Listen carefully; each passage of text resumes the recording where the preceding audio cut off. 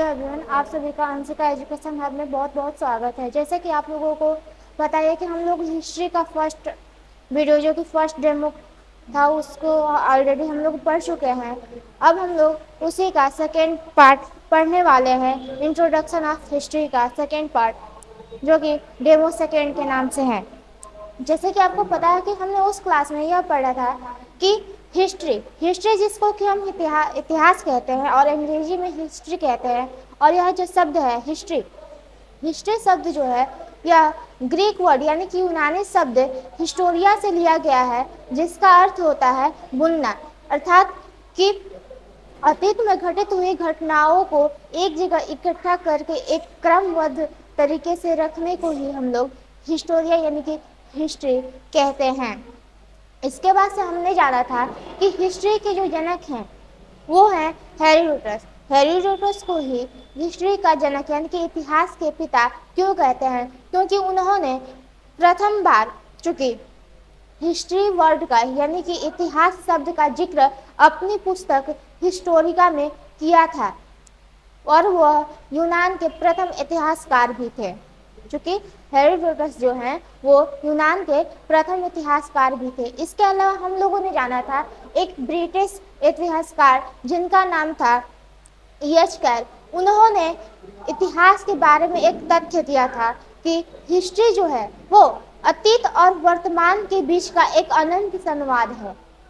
और उसके बाद से हमने यह जाना था कि हिस्ट्री जो है वो वाकई में होता क्या है। तो हमने यह जाना था कि हिस्ट्री यानी कि इतिहास जो है वो अतीत में घटित हुई घटनाओं का एक ऐसा संग्रह होता है।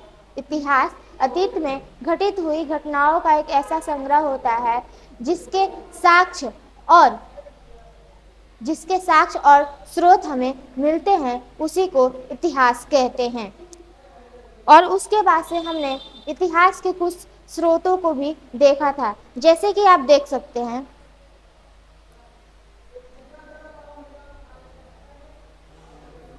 जी, जैसे कि आप देख सकते हैं पुरातात्विक स्रोत, साहित्यिक स्रोत और विदेशी यात्रियों के विवरण। हम लोगों ने पुरातात्विक स्रोत के बारे में पढ़ा था कि पुरातात्विक स्रोत होता क्या है। हमने यह जाना था कि जो पुरातात्विक स्रोत होता है, जो आपका पुरातात्विक स्रोत होता है वो चूंकि जब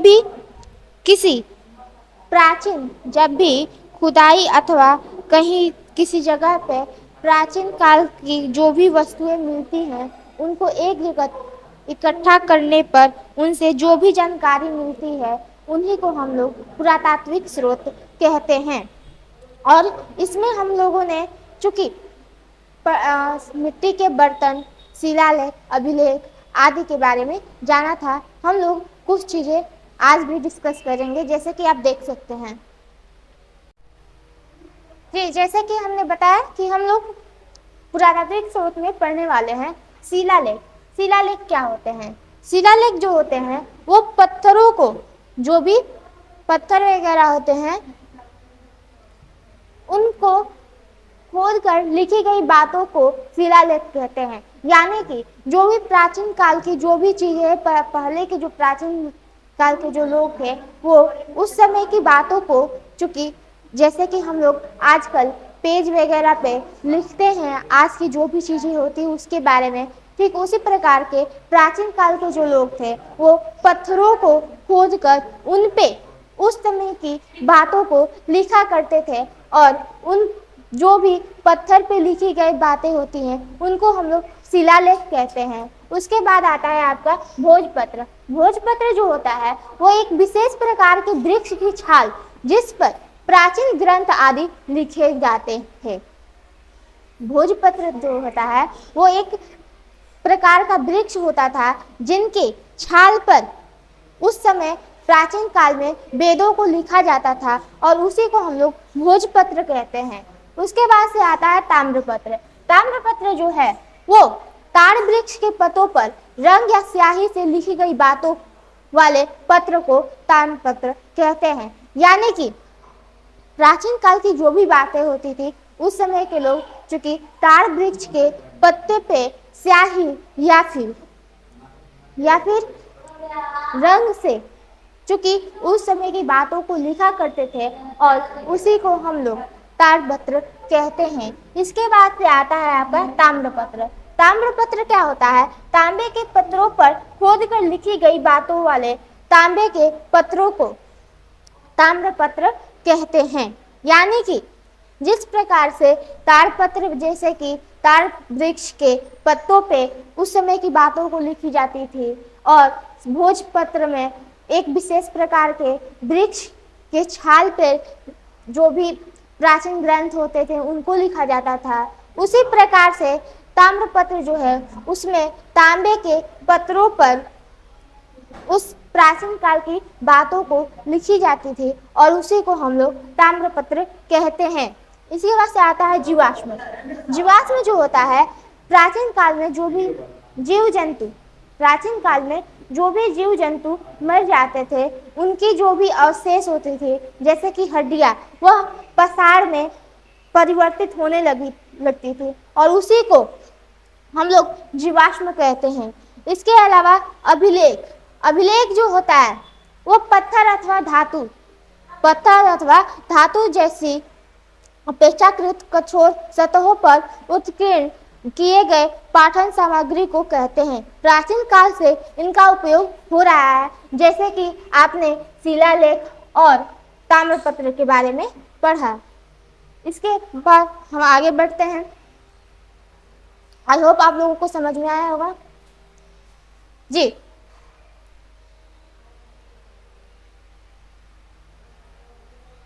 इसके बाद आता है साहित्यिक स्रोत।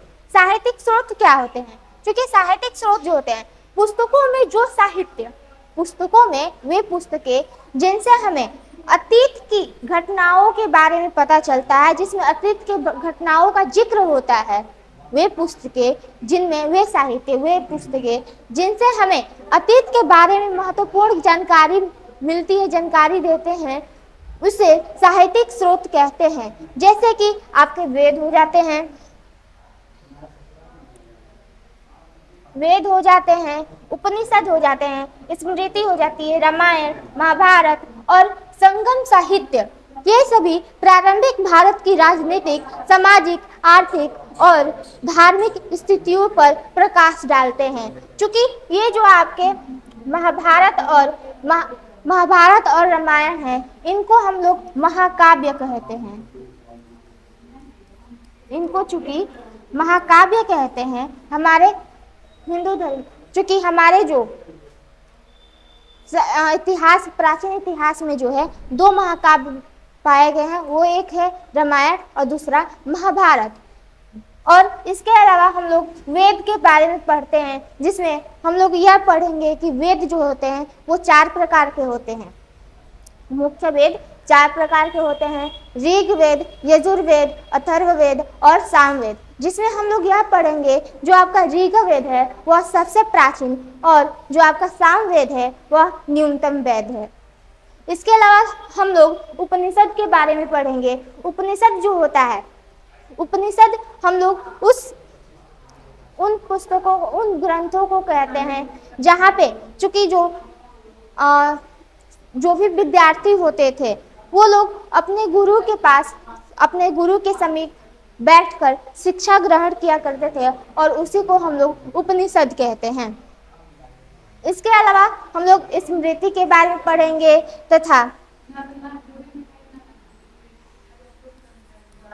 आरण्यक के बारे में पढ़ेंगे। आरण्यक जो होते हैं, आरण्यक चूंकि जो भी ग्रंथ जंगलों में लिखे गए थे उनको हम आरण्यक कहते हैं। इसके अलावा हम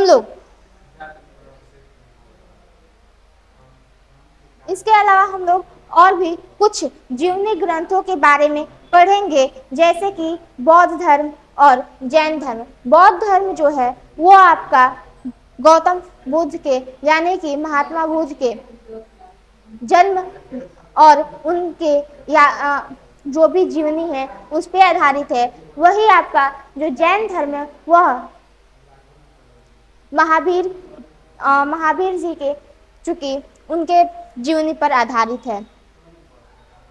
आगे बढ़ते हैं।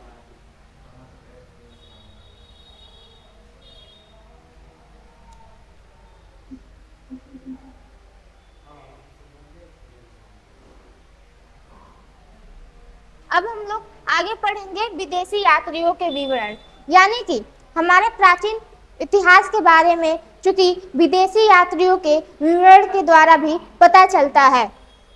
चूंकि हम लोग जानते हैं कि हमारे देश यानी कि भारत में चूंकि प्राचीन काल से ही जो भी विदेशी यात्री होते थे वो लोग आया करते थे और यहाँ की जो भी संस्कृति है, जो भी सभ्यताएं हैं, उनसे वे लोग चूंकि प्रभावित हुए और ऐसे ही वो लोग आने के बाद हमारे भारत की यात्रा किए और इसके बारे में अपनी अपनी राय, अपनी अपनी पुस्तकों के द्वारा, अपनी अपनी बातों के द्वारा दिए हैं।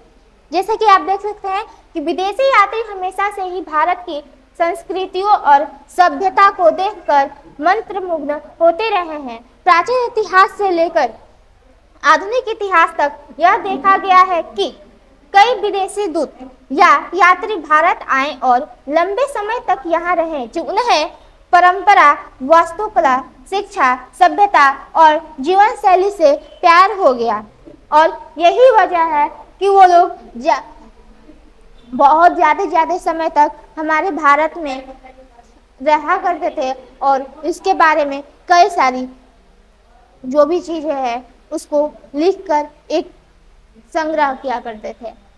अब आगे बढ़ते हैं। जैसे कि आप देख सकते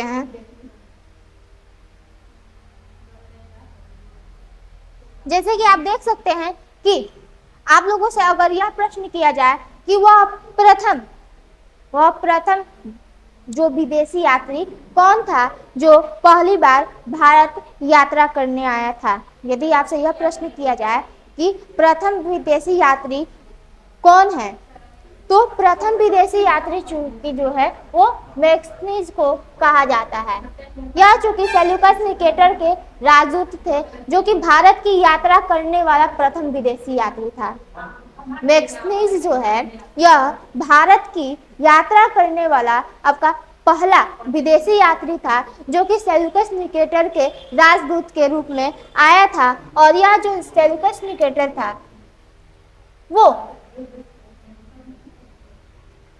चूंकि सेनापति था।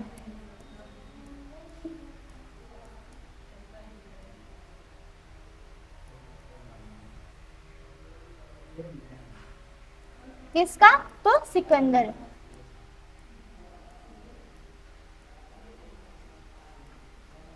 सिकंदर महान जो है उनके सेनापति था और वो इन्हीं के साथ चूंकि भारत आया था और इसी के राजदूत के रूप में मैक्सनीज जो है वो भारत की यात्रा करने पहली बार आता है और यह चूंकि चंद्रगुप्त मौर्य के शासनकाल के दौरान भारत आया और इसका जो भी है दौरा किया तथा मैक्सनीज ने एक यूनानी इतिहासकार था जो ईसा पूर्व 4वीं शताब्दी में भारत आया था सेल्यूकस निकेटर के राजदूत के रूप में और इसने एक पुस्तक लिखी थी जिसका नाम था इंडिका। इसने एक पुस्तक लिखी थी जिसका नाम था इंडिका और उसने चूंकि चंद्रगुप्त मौर्य के शासनकाल के बारे में जो भी विवरण है वो अपनी इस पुस्तक में दी थी। इसके अलावा अगर आपसे यह प्रश्न किया जाता है कि वह कौन सा विदेशी यात्री था जिसने लगातार 6 बार भारत की यात्रा की, तो वह व्यक्ति जो था वो था जीन बैप्टिस्ट टेवर्नियर। यह चूंकि फ्रांस से आया हुआ व्यक्ति था जो कि 1630 से 68 के बीच 6 बार भारत का दौरा किया। यह चूंकि एक यात्री और व्यापारी भी था और इन्हीं को चूंकि 116 कैरेट के हीरे की खोज के 116 कैरेट के हीरे की खोज के लिए जाना जाता है और इन्होंने अपनी एक पुस्तक लिखी थी ट्रेवल्स इन इंडिया और इसी में इन सभी बातों का हमें जिक्र मिलता है। इसके अलावा हम लोग आगे बढ़ते हैं कि इसके अलावा जो है एक और विदेशी यात्री आते हैं जिनका नाम होता है डेइमाचोस। यह चूंकि 320 से 273 ईसा पूर्व भारत आते हैं और यह एक ग्रीक राजदूत थे जो चंद्रगुप्त मौर्य के पुत्र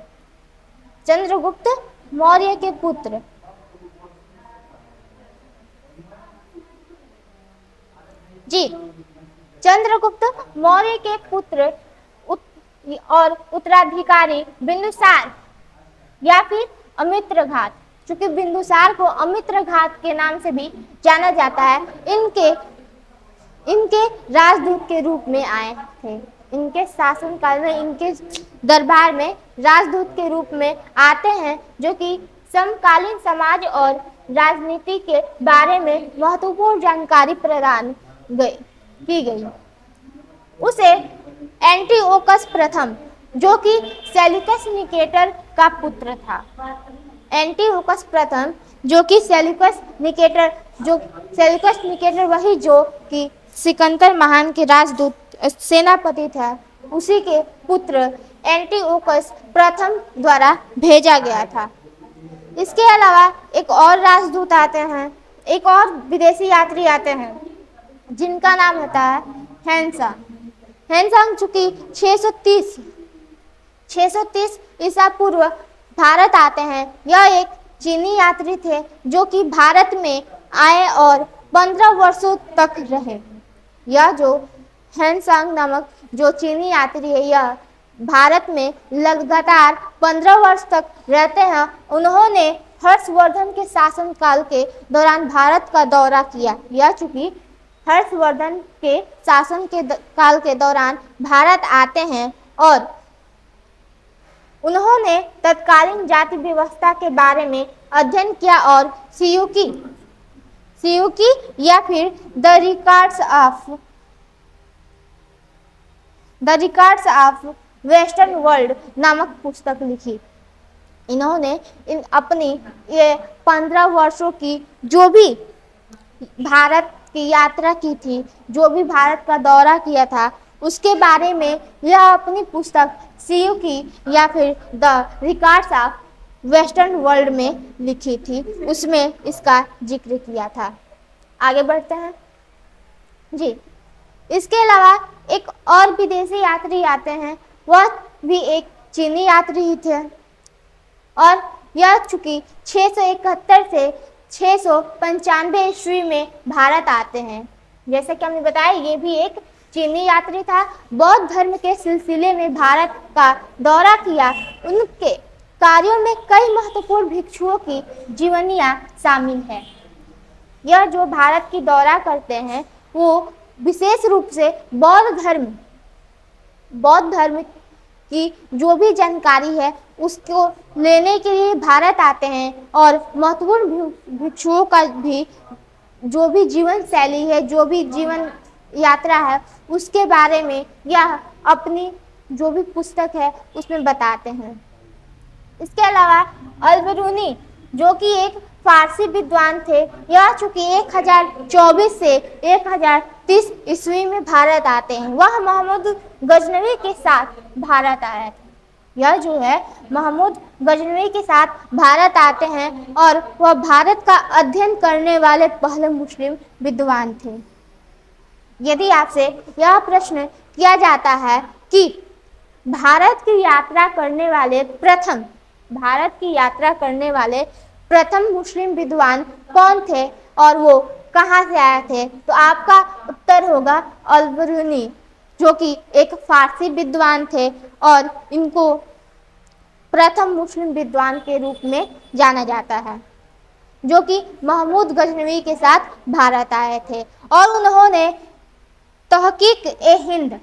तहकीक-ए-हिंद नामक पुस्तक लिखी थी, जिसमें वो अपनी यात्रा का विवरण मिलता है। इसके अलावा एक और विदेशी यात्री आते हैं जिनका नाम होता है इब्न बतूता।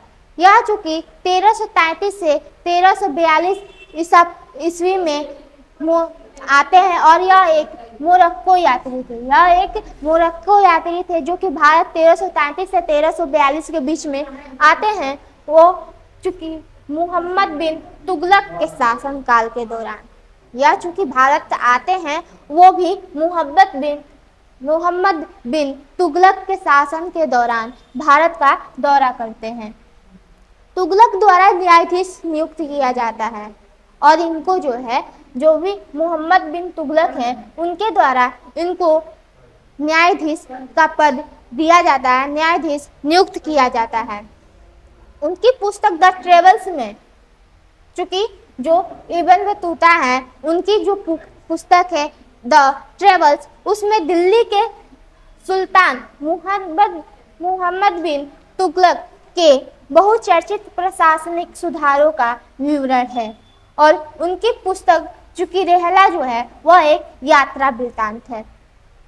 इब्न बतूता द्वारा लिखी गई पुस्तक रेहला जो है वह एक यात्रा वृत्तांत है, यानी कि यह एक यात्रा के बारे में इस पुस्तक में लिखे हैं। हम आगे बढ़ते हैं जी। अब हम लोग कुछ ऐसे भी प्राचीन लेखकों के बारे में और उनके द्वारा लिखी गई पुस्तकों के बारे में पढ़ेंगे, जिससे हमें हमारे प्राचीन इतिहास की जानकारी मिलती है। जैसे कि आप देख सकते हैं पाणिनि, इनके द्वारा जो लिखी गई पुस्तक है वो अष्टाध्यायी जो नामक जो पुस्तक है वह पाणिनि के द्वारा लिखी गई है। इसके बाद रामायण जो है महर्षि वाल्मीकि द्वारा लिखी गई पुस्तक है। वहीं अगर महाभारत की बात की जाए तो यह चूंकि वेद व्यास के द्वारा लिखी गई पुस्तक महाकाव्य है। महाभारत और जो रामायण है, जैसे कि हमने बताया कि ये दोनों ही महाभारत और रामायण जो है ये दोनों ही महाकाव्य हैं और ये दोनों के दोनों, एक जो कि रामायण यह महर्षि वाल्मीकि के द्वारा और दूसरा रामायण जो है वो वेद व्यास के द्वारा लिखा गया है। इसके अलावा अष्टसाहस्त्रिक सूत्र, प्रज्ञा पारमिता सूत्र शास्त्र और माध्यमिका सूत्र, ये सारी पुस्तकें जो है नागार्जुन के द्वारा लिखी गई हैं। इसके अलावा अगर हम बात करें बुद्ध चरित्र, सारिपुत्र प्रकरण, सूत्रालंकार, वज्र सूची, सौंदर्यानंद, श्रद्धोत्पाद, ये सारी की सारी पुस्तकें जो है अश्वघोष के द्वारा लिखी गई हैं। इसके अलावा मुद्रा राक्षस और देवी चंद्र गुप्त, यह दोनों पुस्तकें जो हैं वो विशाख दत्त के द्वारा लिखी गई हैं। और इसके अलावा अर्थशास्त्र जो है वो चाणक्य, जिनको हम कौटिल्य के नाम से भी जानते हैं, चाणक्य जिनको हम कौटिल्य के नाम से भी जानते हैं, इनके द्वारा चूंकि जो लिखा गया जो भी बुक है उसका नाम है अर्थशास्त्र। चाणक्य जो है वो चंद्रगुप्त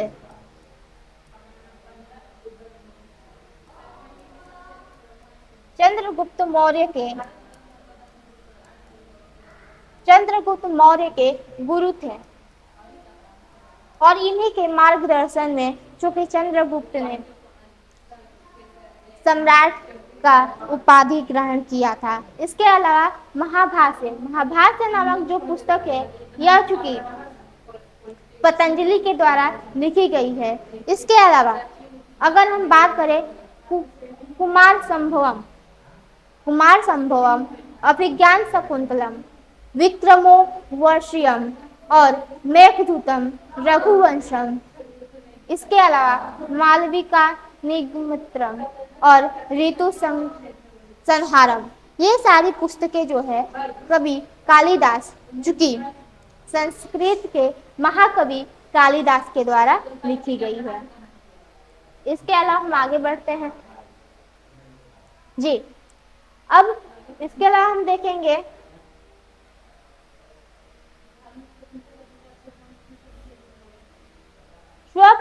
वासवदत्तन तथा प्रतिज्ञा युंग धरायन।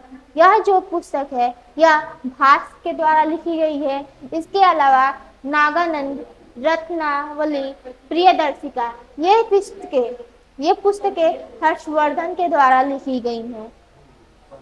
और हर्षचरितमानस कादम्बरी ये पुस्तक जो है बाणभट्ट के द्वारा लिखी गई है।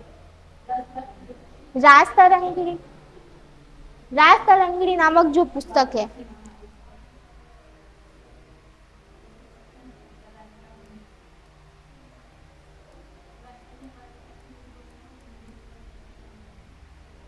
राजतरंगिणी नामक जो पुस्तक है यह पल्हड़ के द्वारा लिखी गई है। विक्रमांक चरित्र यह विल्हड़ के द्वारा लिखी गई है। वही अगर पृथ्वीराज रासो की बात की जाए तो यह पुस्तक चंदबरदाई के द्वारा लिखी गई है। विल्हड़ के द्वारा एक और पुस्तक चूंकि चौरम चासिका नामक पुस्तक जो है विल्हड़ के द्वारा लिखी गई है। इसके अलावा रसमाला कीर्ति कौमुदी ये दो पुस्तकें सोमेश्वर द्वारा लिखी गई हैं। वहीं कपूर मंजरी या राजशेखर के द्वारा और जैसा कि हमने बताया था मैक्सनीज जो कि भारत आने वाला प्रथम इतिहासकार था।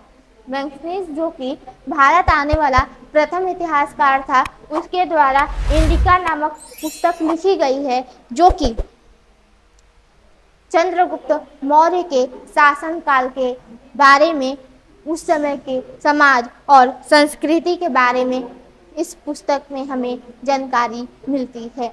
आज के लिए इतना ही। Thank you so much. आगे मिलते हैं फिर अपने अगले वीडियो में। Thank you for